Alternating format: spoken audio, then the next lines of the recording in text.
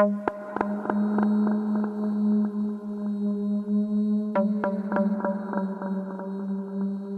Gay Crime contains coarse language, adult themes, and content that is violent and disturbing. If at any time you feel you need help, please refer to the toll-free crisis lines in the show notes. Welcome to another episode of True Gay Crime. I'm your host, Patrick Marano.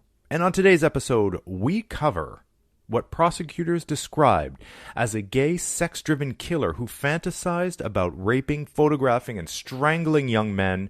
A guy who was convicted of one murder, but has been linked to over a dozen other murders in what came to be known as the Hog Trail Murders. It's March 1995 in Fort Myers, Florida. David Payton is a loner. He never really fit in with what society asked him, and he certainly didn't follow the path his parents expected him to. He was a free soul, traveling where the wind took him. Unfortunately for him, one day, the wind put him in direct path with Daniel Conahan. As David walked down the deserted road, he was about to give up. I mean, what's the use of hitchhiking, he thought, on a road with no cars? Then suddenly, in answer to his prayers, cresting the hill was a car that slowed down when it spotted him. David thankfully got in. The two men got to chatting, casual things at first, where you headed, where you from, but the conversation turned more familiar, quicker than he was expecting. Still, David was thankful for the ride, and especially the offer of pot, beer, and even a Valium, all of which he downed hungrily. On the road, you never know where your next break will come. As the effects of the drugs took hold, David's judgment blurred. But after weeks of worry and hunger, a little blur was welcomed. Conahan steered the car off the main road and into a deserted area, where he turned to David and made him an offer. "How'd you like to make some cash today, David?" He was listening. "All you have to do is let me tie you naked to a tree and take a few pictures of you. It's kind of my thing." David thought for a minute. His thing? That's weird. I bet I could use the money. Reluctantly, David agrees, and Conahan starts the car back up. But when he pushes on the gas, the tires spin violently, taking the two men nowhere. They were stuck. David offers to flag down another car, which he manages to do, and the third man starts to help them out. Conahan and the stranger position themselves behind the trunk to push the car while David sits in the driver's seat, revving the engine. By this point, David is suspicious of Conahan's motives. Why does he want to tie me up? Why did he get weird when this stranger came to help us? And why is there a huge fucking knife in the back seat? Freaked out, David made a split decision and pressed down on the gas. The car lurched out of the mud and he didn't look back. All Conahan could do was watch with the stranger as David took off in his car, dust swirling in the air, mud on their clothes. A near escape for David, and one of the future nails in the coffin for Conahan. Who is this guy who likes to tie up men and take pictures of them, and how dangerous is he? Let's find out. Daniel Owen Conahan Jr. is born in Charlotte, North Carolina in 1954, and moves with his family to Punta Gorda, Florida when he's just a baby. As a teen, he's a loner. Big surprise. He discovers he's gay, which obviously upsets his parents, who decide it's best to send him to a psychiatrist to fix him. Spoiler alert, it doesn't. And actually, probably it fucked him up for life. He graduates from Miami Norland High in 1973 and joins the U.S. Navy in 1977, where he's stationed at Naval Station Great Lakes in Illinois. But he can't control his sexual urges very well, and he is nearly court-martialed for luring fellow naval officers off base to a motel and propositioning them for sex. But the district attorney can't get anyone to testify against him because basically they're ashamed. I mean, nobody wants to put their face with anything gay, especially in that time and especially in the Navy. In the Navy! Okay. And only a few months later, he gets discharged from the Navy when he tries to force a guy to have oral sex on... How do you force somebody to have oral sex on you? Like, either they're into it or they're not. I don't understand how... Like, yeah, suck it. But, like, I'm in control of my mouth, not you. I don't... How... Like, you're just pushing their face down there. Just, okay, come on! Okay. The Navy is like, basically, you're more trouble than you're worth. Bye, Felicia. Anyway, so I guess he liked the general geographic area because he stays in Chicago for the next 13 years. And in 1993, his elderly parents, they need looking after, so he moves back down to Florida, where he becomes a licensed practical nurse and graduates top of his class from the Charlotte Vocational Technical Center. Ever notice how many of these killers are like nurses? Like, do you remember Gwen and Kathy, the lesbian lovers? And they were like killing all of it, you know? And then Donald Harvey, who we haven't covered yet, but I will. He was a really bad one too. So anyway, and he gets a job at the Charlotte Regional Medical Center in Punta Gorda. And basically, as soon as he gets to Florida, dead bodies start popping up all over the place. So between 1994 and 1997, 6 bodies are found in a 10-mile radius. All of them men, all of them nude. 4 are posed in similar positions, and 2 have their genitals amputated. All of the men were thought to be transients, day laborers, drifters. Rope is involved in 3 of the killings. 2 of the victims have the same angle of ligature marks on their legs. 1 of the bodies is completely dismembered, with parts scattered around 100 yards through the trees. So let's go through a few of these situations. In 1994, Conahan meets Stanley Burden from Fort Myers, Florida. He offers him $150 to take some nude bondage photos. Stan, like all the other men, does not have a lot of money, and he sees this as an opportunity to make a quick buck. So the pair drive out to Conahan's favorite secluded wooded spot, and they get out of the car. They walk deeper into the dense woods to a tree. Conahan explains that for the money, Stan needs to undress completely and allow himself to be tied to a tree. Stan thinks it's weird, but he lets Conahan tie him up. Conahan starts taking pictures, but the shoot quickly takes a turn when Conahan starts sexually assaulting him orally, and then he tries to do it anally. Stan starts to struggle to get loose, yelling at Conahan that this isn't part of the deal and putting his back up against the tree to stop him.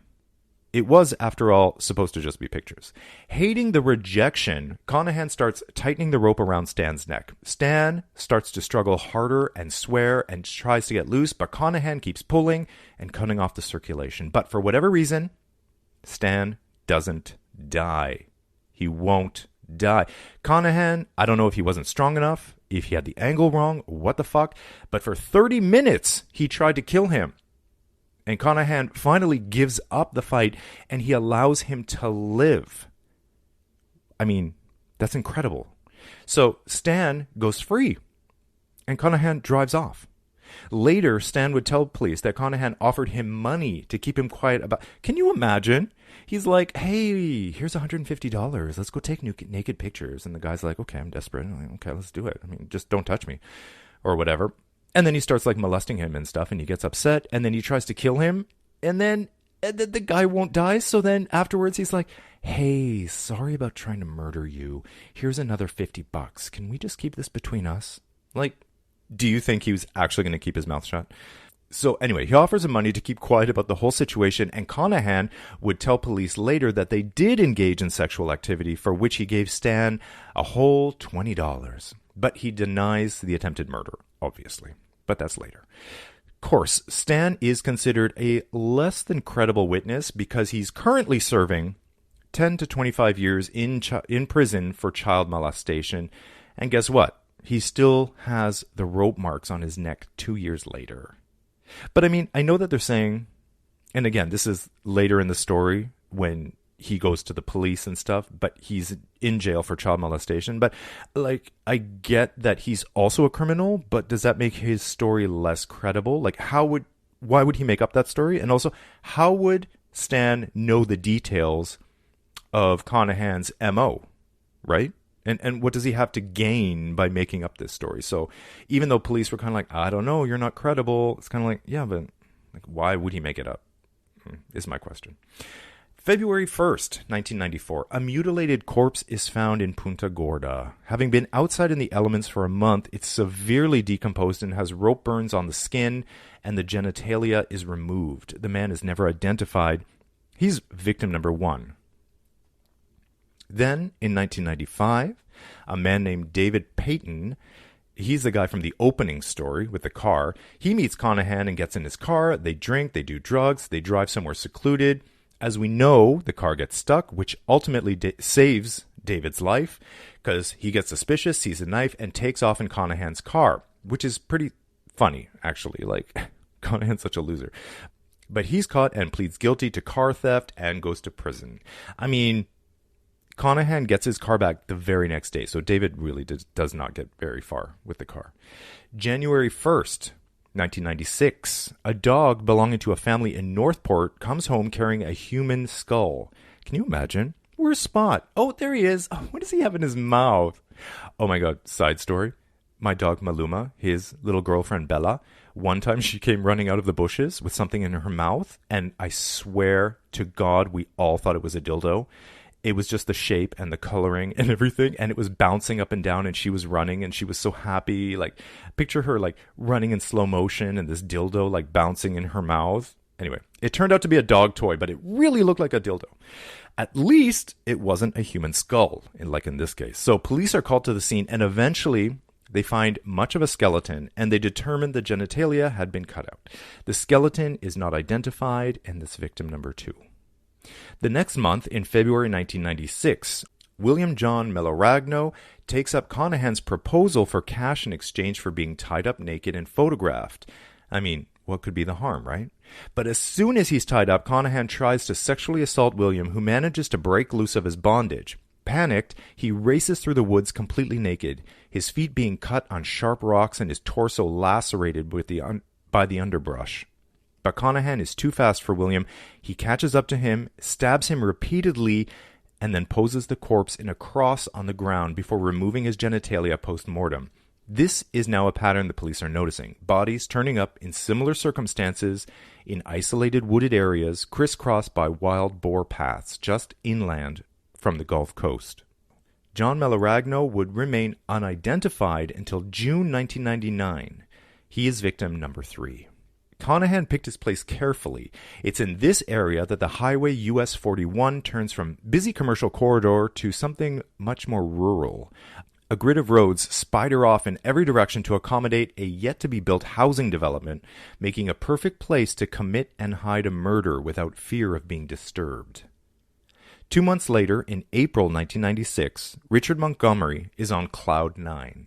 He proudly tells his mother he's been offered $200 to pose for a few nude photos. Curious, his mom asked who would pay that kind of money for naked pictures, but Richard refuses to say. But in the same conversation, he does tell her that he's made a new friend, a man named Daniel Conahan, and he's a nurse living in Punta Gorda. Richard is a good-hearted, friendly guy who likes to drink, use drugs, and never feel tied down. Someone who is said to, quote, do anything if beer or money was involved. April 17th, Richard is visiting a friend south of Punta Gorda in a trailer park. It's an isolated area off Highway 41, freckled with trailers and properties with keep-out signs. The trailer he goes to is covered with stickers advertising all types of beer. The screen door is broken, the window is cracked, and there's garbage everywhere, and a Kenny Rogers album peeking out from a cardboard box. Richard knew a lot of people in the trailer park, and a lot of them had criminal records. Case in point, neighbor Gary Maston. He's a 21-year-old who lives in a nearby trailer. He would later tell investigators that victim Richard was visiting the trailer of Robert Whitaker the day he went missing. Okay, I'm going to put little words in front of there's 3 guys here. There's Gary, Robert, and Richard. Gary's the neighbor, Robert owns the trailer, and Richard is the victim. And I'm going to refer to them as such for the next couple minutes. Victim Richard was visiting the trailer of Robert Whitaker the day he goes missing. He and Trailer Robert once lived together, and Trailer Robert's trailer was a meeting place of sorts to drink and play Dungeons and Dragons. Neighbor Gary says they'd sit all night drinking and playing the game. Conahan would buy weed from a former trailer mate of Trailer Roberts and is undoubtedly where he meets victim Richard for the first time. Neighbor Gary remembers that around 2 or 3 p.m. on April 16th, 1996, victim Richard comes bursting into the trailer and announces he's about to make $300, so the amount keeps changing, or something, in about half an hour. A suspicious Trailer Robert asks if what he's doing is legal, to which victim Richard just smiles a big smile. Victim Richard bounces out the door, and the men never see him again. Richard's brother-in-law remembers seeing him headed in the in the direction of the lumber yard, which is where Conahan picks him up to go for a drive.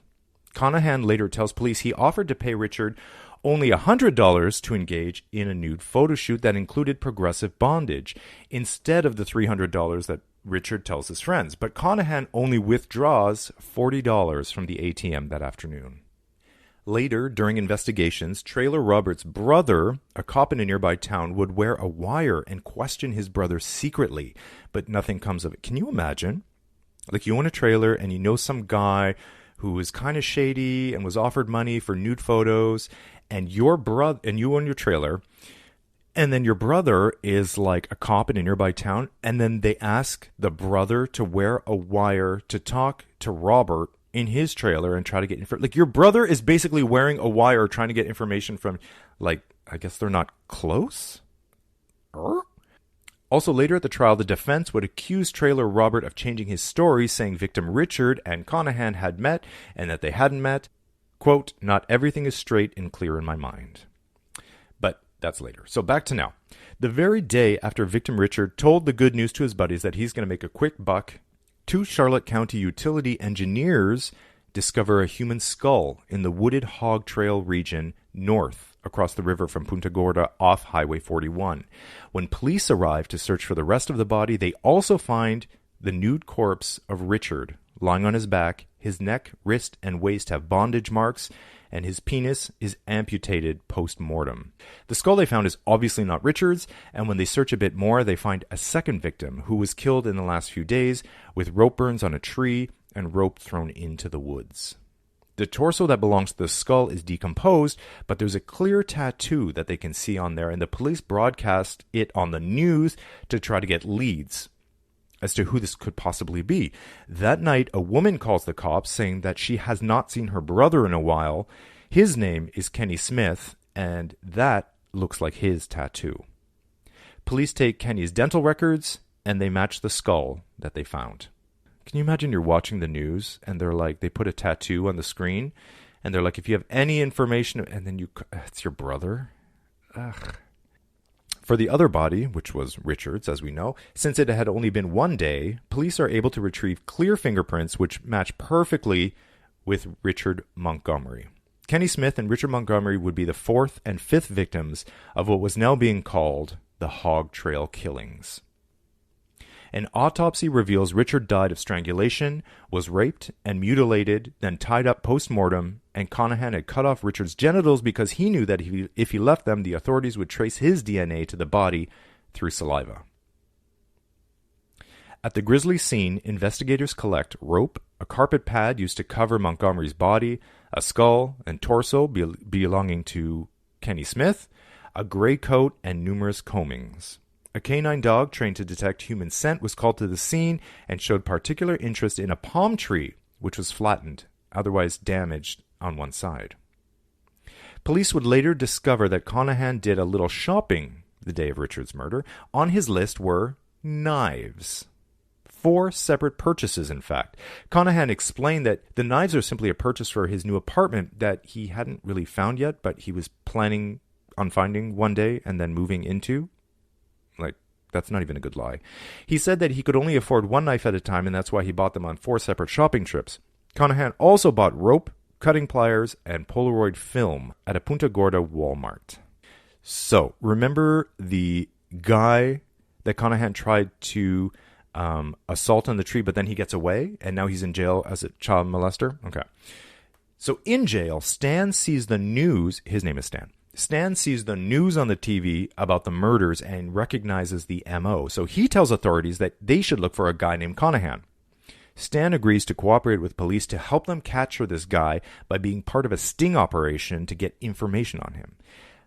So, FYI, Stan has since been released from prison and his current whereabouts are unknown. So it sounds like Stan helped them catch Conahan, to which he probably got a lesser sentence, and now he's out, and now they don't know where he is, which is kind of weird because he's a sex offender. I thought you're supposed to keep track of where sex offenders are. Police feel the best way to get to the bottom of what's happening is to disguise themselves as transient men to try to lure the perp into their trap. So, it doesn't take long for the undercover agents to start getting information that there is someone in the area who tries to pick up men for nude photos in the woods. After all, not every one of the men Conahan approaches agrees to the proposition, and when asked about it, they freely explain what happened and what this guy looks like. Right, of course. So, obviously, Conahan is just driving around, like, the poorer neighborhoods and where gay hustlers are known to hang out and proposition people. And he's just asking everybody, basically, hey, you want to go take naked photos? Not everyone agrees. Obviously, we're hearing about the guys that did agree to it. But obviously, not all of them do, which means that people have information for the undercover cops. Weeks go by, but the undercover police come up with nothing. That is until they get a tip-off from David Payton. Now, he's the guy from the beginning. He's the one that got suspicious, and he was in the car, and then he just drove off, leaving Conahan in the dust, literally. So David, not being a convicted pedophile like Stan, is taken more seriously by the police, and he's able to give them enough details that they know exactly who they should be looking for now, which is Daniel Conahan. So police don't waste any time, and they place a mobile tracking device on his car. Quote, every time he left his house, they had 6 cars bracketing. 6 cars? Like, he didn't notice? They had overhead aerial surveillance. They had his house under 24-hour surveillance with video cameras as well. An operation that included wired undercover officers posing as gay transients and mock homeless camps set up in the woods. I mean, this is like a big operation. Quote, during our 50 days of surveillance on him, we did have 2 separate instances where we had undercover detectives who posed as homeless men who stood on the side of US 41. And while they were wearing a wire, he actually did approach these 2 men about going to have them pose for nude in the woods. And that's said by Chuck Ellis, a spokesman for the Charlotte County Sheriff's Office. At one point, Conahan and his undercover officer were in the woods negotiating sex while officers were on the ground and in trees pointing guns at his head. The purpose of the undercover operation was to establish Conahan's M.O., which they do. And it's this. Investigators allege that Conahan has a sick sexual fantasy of tying a man to a tree, raping him, and then killing him. They claim he prefers young, lean, blonde, white men. He would cruise trailer parks, charity services, panhandling areas, and gay pickup parks around Charlotte County and Fort Myers with a, quote, murder kit. In the murder kit is a knife, rope, tarp, gloves, and a Polaroid camera. He would pick up transients, hitchhikers, and hustlers for sex and nude bondage photos, plying them with alcohol and drugs. Conahan would lure his victims into the woods, where he'd bind them to trees and kill them. Then, posing and mutilating the body, he would often remove the genitals to prevent a DNA trace. An unemployed nurse at the time, investigators say Conahan had a taste for picking up drifters and a proclivity for sexual violence. Most victims were found naked with strangulation marks around their necks and lacking any form of ID whatsoever. Authorities speculated that Conahan, who once worked as a nurse, may have gotten rid of amputated body parts and other evidence via hospital biohazard disposal bags. And as for the undercover surveillance, quote, if there was an attempted murder, he wouldn't be sitting here. There would be no trial, indicating that officers would have killed Conahan if he made any move to injure any of the undercover officers. Obviously, on at least one occasion, authorities sent in a marked police car to break up a liaison Conahan was having with a John in an isolated area because they feared for the man's safety. Then, I mean, they really got a lot of it. I mean, if you're surveilling this guy for 50 days, you have him literally talking to cops about tying them up for nude photos and offering them money. I mean, like, you got the guy. I mean, it's him. How much evidence do you need? I mean, at the end of May 1996, police stopped Conahan for a vehicle-related charge and take him to a hotel room set up for a videotaped interrogation. And while they have Conahan in the hotel room, sweating and answering questions, a search warrant is being executed for his apartment and vehicles. So basically they stop him for this vehicle-related charge just to get him in one place so that they can start executing their search warrants of all of his properties and things. He's wearing a polo shirt and aviator glasses and chain-smoking nervously, saying things like, oh my gosh, why me? What brought you to me? When a detective told Conahan, quote, "Right now, you're a suspect," Conahan responded, "Wow."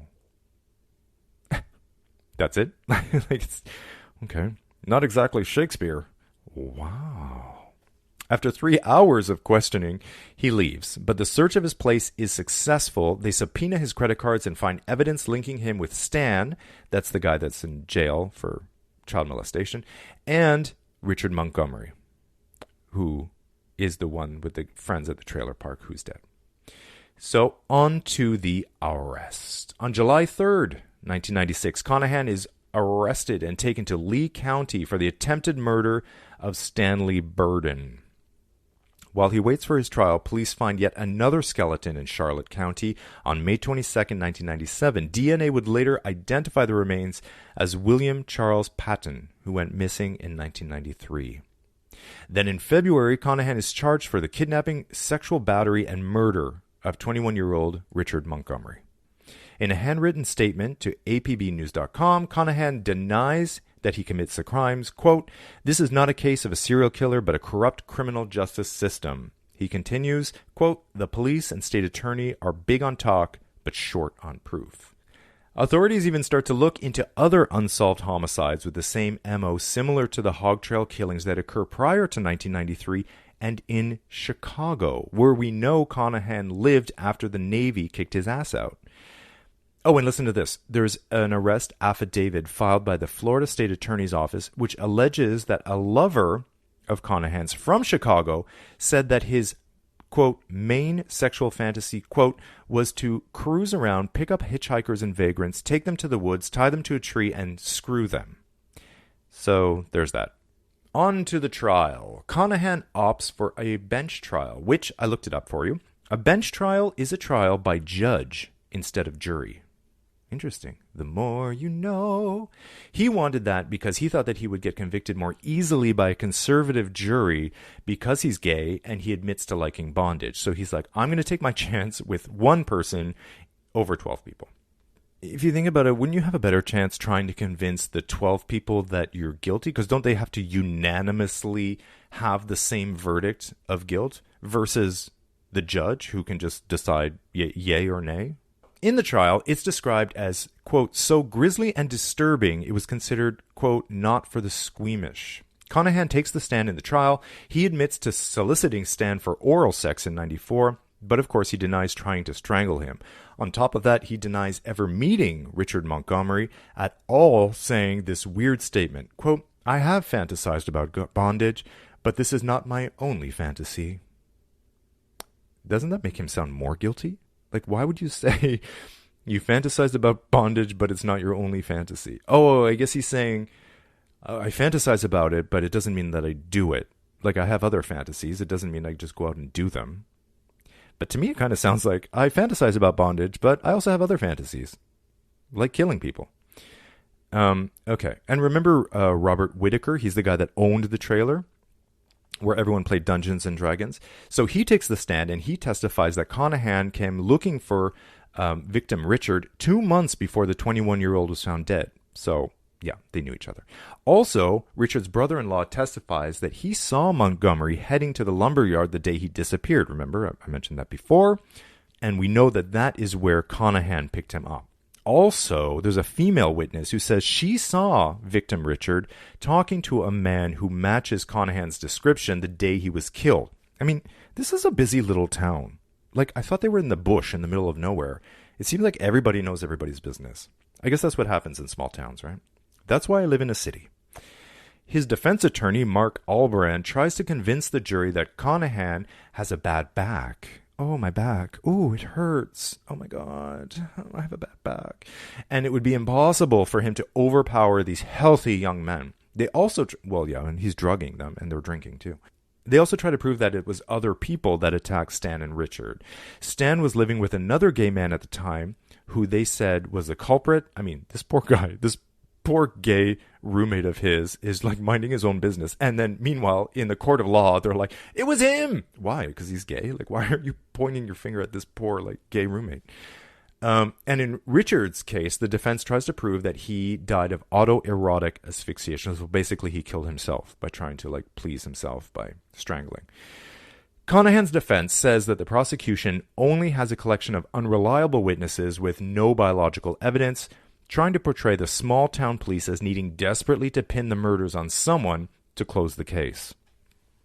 Quote, "The only thing you have at this point is a gay person who has admittedly been attracted to picking up people like Richard Montgomery, having casual sex with them, and soliciting them, in some instances, with bondage," says Albarn for the defense. Quote, "There is also no evidence at this point with the exception of one witness." The defense pointing out that the one witness, of course, is Stan, an imprisoned pedophile serving time in Ohio. So, again, trying to discredit him. The prosecution, for their part, introduces evidence from 2 undercover cops who posed as gay men. I would love to see what that looked like. 2 cops posing as, like, gay hustlers or, like, gay transient men just out to make a quick... Like, what were they wearing? Like, I want to see pictures of that. I want to see what the cops wore that they thought, hey, this is going to make me look like a gay desperate transient who may be up for taking nude bondage photos. Also, how do they act? Like, did they overdo it in that sort of prancy, lispy way? Or were they just being themselves? Did they femme it up a bit? Like, I'm really... Because we're talking about cops. These aren't actors. It's not like... Did you see on Netflix, Halston? If you watch Halston on Netflix right now, I mean, that's a good portrayal. That's a straight man portraying a gay man, but it's done so well. But he's an actor. These are cops. So I would love to see their portrayal of what a gay man in that situation would be like. The cops say that Conahan asked them to pose for naked pictures, which obviously he did. The prosecution also presents physical evidence that ties Conahan to the scene of the crime, namely fibers found on the victim that match fibers in Conahan's car and his bedroom, and a small paint chip found in the pubic hair of Richard Montgomery matches perfectly to the paint on a car registered to Conahan's father, a Mercury Capri. But can you imagine, like, he's using his dad's car to do these kinds of things? Like, hey, Dad, I'm taking the car. Ew. Like, use your own car, weird psycho pervert. Apparently, during the trial, Conahan shows little emotion, obviously, and not surprisingly. Except it says that he cries at one point when his ex-lover, who has AIDS, testified of the accused bondage fantasy. Okay. So I just read that as it was given because the sentence reads, except it says he cried at one point when his ex-lover, bracket, who has AIDS, bracket, testified of the accused bondage fantasy. Like, why? First of all, who has AIDS? Why is it in brackets? And also, is that an aside? Or does that have something to do with the case? Like, what do you I don't understand why. And also, does he have full-blown AIDS? Or is it just HIV? Like, there's a big difference. I feel like that was such a weird thing to put in that. Who has AIDS? Testified of the... Like, are you discrediting him? Or are you saying that that's why Conahan was crying? Did he just find out his ex-lover has AIDS? And was it actually just HIV? And this is just an ignorant article? I have a lot of questions about that. Okay. Conahan insists on his innocence, but on August 17th, 1999, Judge William Blackwell deliberates for 25 minutes, during which time he considered mitigating factors like the testimony that Conahan is polite, appreciative, and considerate. I mean, who cares if he's polite? Like, aren't all of them polite and considerate and appreciate? Like, don't they put out that... You think of serial killers, isn't that the...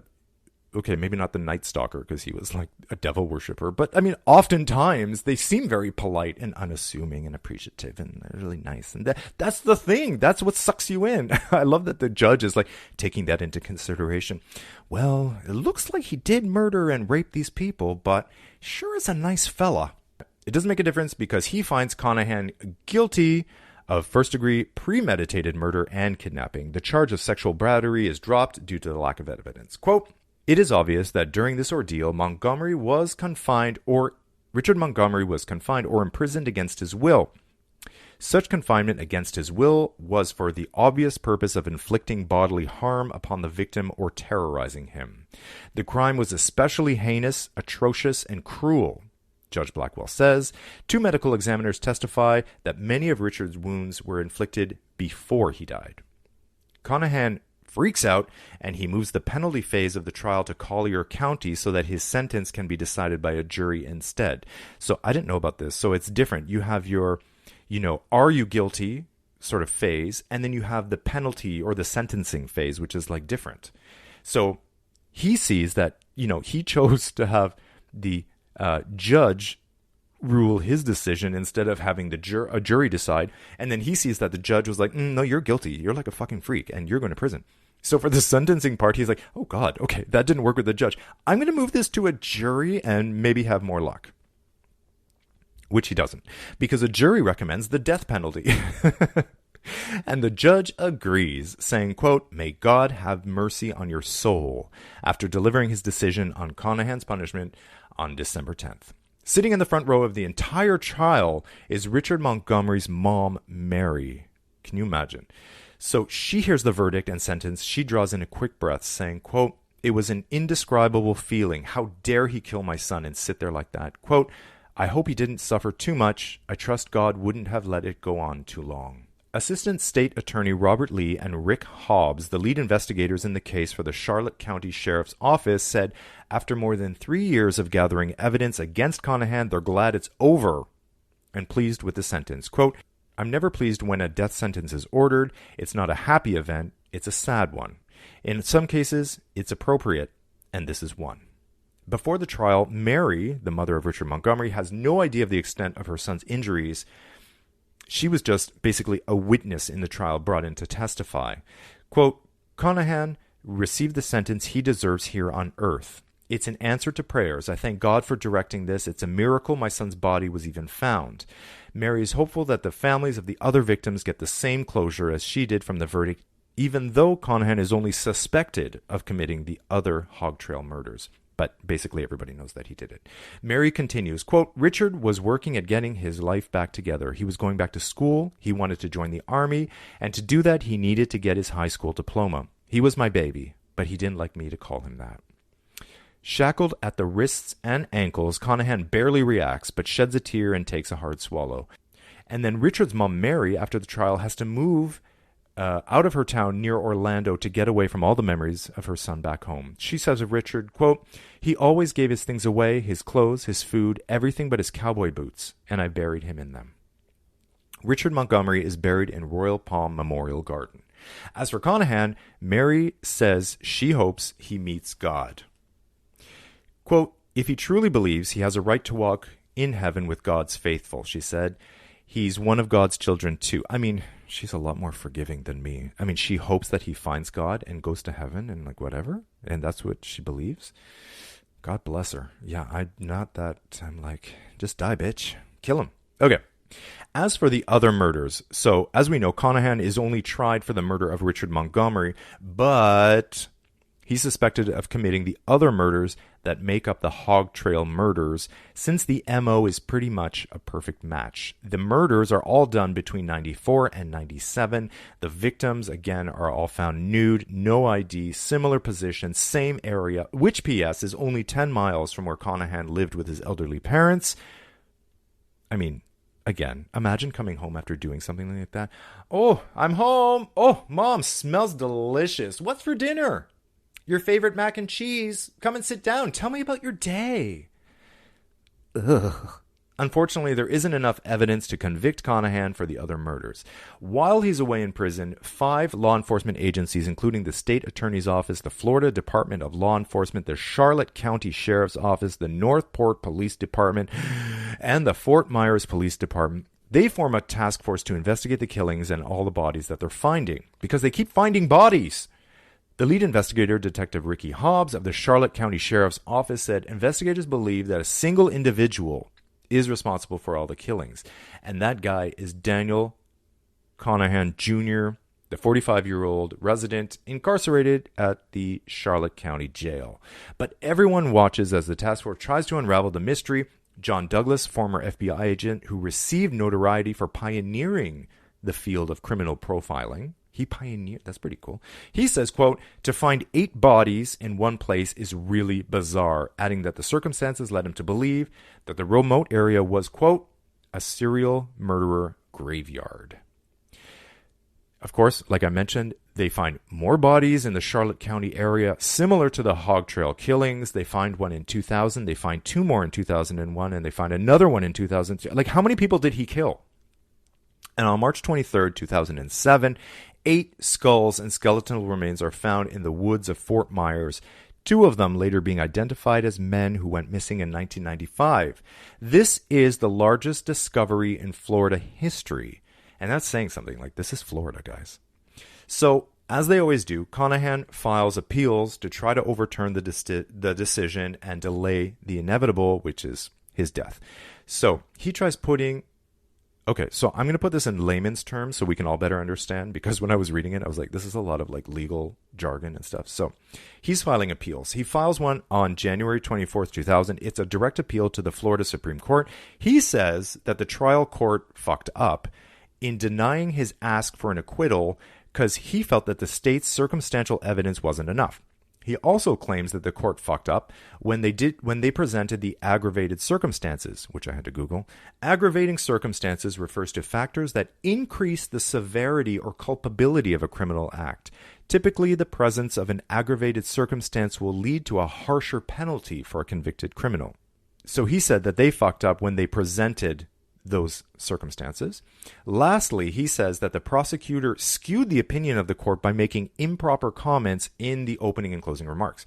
The Florida Supreme Court agrees that the prosecutor did make some comments, but that they weren't actually bad enough to cause a mistrial. So they're like, big middle finger, fuck you, Conahan. They affirm his convictions and sentence on January 16th. Gee, it only took 3 friggin' years to figure all this out. But he keeps trying, and he files a petition of writ of certiorari. It's a weird word. Certiorari. A document which a losing party files with the Supreme Court asking them to review the decision of a lower court. So that's pretty straightforward. They deny him that. Then he files a motion with the circuit court. I mean, like, this asshole is just going to keep filing until they kill him, obviously. But they keep rejecting. Conahan is currently being held at Union Correctional Institution in Rayford, Florida. And so ends the murderous tale of Daniel Conahan. So on Murderpedia, I found this 20-page document that Daniel Conahan writes after the trial, just all of his grievances of what happened with the trial, why it was skewed, why the police are corrupt, how they were trying to pin it on him. So it's quite fascinating, but I'm gonna read a little bit of it just so we can get his side of the story. I mean, this is in his word. It's in his handwriting, which, by the way, his handwriting is a bit like a girl in 6th grade. I don't know why. It seems a little flouncy and... but he's actually a good writer. He makes some spelling mistakes, but he's actually a good writer. But, okay. So the document is called Information on My Case. And like I said, he goes through details of the trial. So I'm going to read a few excerpts of this kind of manifesto that he read. This is all direct from the thing. Okay. In one part, he's talking about Stan. He writes, quote, Mr. Burden, Stan, stated that on August 15th, 94, I tried to kill him. This is not so. Mr. Burden is a self-admitted habitual liar, as stated in his police interviews, as well as his testimony in court. Mr. Burden is currently serving a 10 to 25-year sentence in another state for child molestation.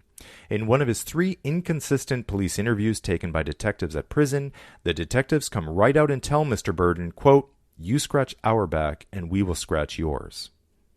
So that's straight from the manifesto. Then in this other part, he continues later on, quote, contrary to the Florida rules of criminal procedure, this guy probably... most probably knew absolutely zero about the criminal justice system before this. Easy for you to say, Patrick. But having been in it for years and years and being represented, it's amazing how much by osmosis, you just absorb the lingo and the terms. And he sounds like a lawyer when he writes this because he's just been around this for years and years. So he writes, quote, contrary to the Florida rules of criminal procedure, the defense became aware of vital information withheld by case agent Ricky Hobbs and the state concerning Mr. Richard Montgomery's uncle, a James Bauman. It seems Mr. Bauman was a principal in a murder case involving a man, Mr. Reimers, who had been brutally murdered in an area similar to and mutilated in a similar manner as Richard Montgomery. Mr. Reimers' penis had been severed, and Mr. Bauman apparently participated in the mutilation. Mr. Bauman had received immunity for his testimony about the murder and concerning the other co-defendants in that crime. It was approximately 2 years after I was arrested when I found out about Mr. Bauman, the uncle of Richard Montgomery, and his involvement in the uncanny similar mutilation murder. They let the real murderer, Mr. Bauman, the uncle of the victim in my case, go on a plea bargain as a result were directly responsible for those 6 deaths. So, if you didn't really understand that. Basically, Conahan is saying that it came to his attention that Richard Montgomery, who he was tried and convicted, and he's on death row for the murder of, he had an uncle named James Bauman. James Bauman was a principal suspect in a previous murder of a guy named Mr. Reimers, who was brutally murdered and his genitals had been removed. Same M.O. And James Bauman was the uncle of Richard Montgomery. So basically what Conahan is saying is that Richard Montgomery was killed by his uncle, is basically what he's saying in this, because he's already been part of a whole case and drama around at least one murder with the exact same MO. So that is a little suspicious. I'm not gonna lie. So anyway, that's just a couple excerpts from the. If you want, you can go to Murderpedia and you can read the entire thing. It goes on and on and on, and it's very detailed. But it's basically just Conahan defending himself and the decisions of the court. Another thing I wanted to bring up is that I found, through a search on YouTube, and a story on Conahan, was this website called murderauction.com. If you go to murderauction.com, what they do is they auction off, it's kind of like an eBay type of situation. Like people put bids on things that murderers owned/used. Like serial killers, memorabilia. Like if you're a collector of things, you can go to murderauction.com. In this case, they actually have Conahan's car. They have a razor. They have some, well, quote-unquote art. I mean, I guess he does like finger painting and stuff. And these are all things that you can buy on the site. So the owner of the site, his name is William Harder, and he's come under, scrutiny because people are like, this is wrong, this is bad, you're profiting off of other people's grief, and you're profiting off of tragedy. Basically, and then his response is, well, people write books on these tragedies, they make movies on these tragedies, and they profit from it, so what's the difference? I just have a website where there's memorabilia, if you want to call it that, or just things that serial killers and murderers and criminals use/owned at some point that somebody out there would want to own, because people would want to own things like that. So I think he's not wrong. I mean, I don't want to drive around in the car that Conahan used to pick up transient men to drive them to their deaths, but maybe you do. So you can go to murderauction.com.